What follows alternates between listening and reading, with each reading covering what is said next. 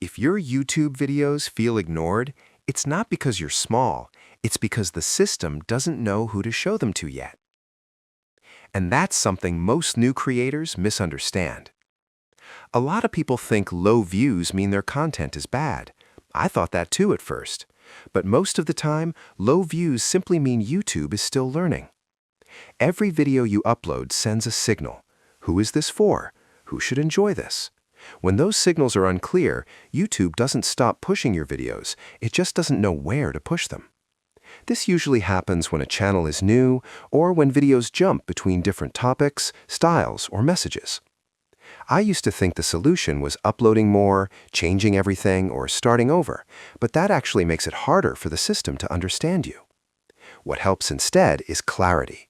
Same topic, same type of viewer, same style. That's how YouTube learns who should see your videos. It's slower than chasing trends, but it's how growth actually becomes stable.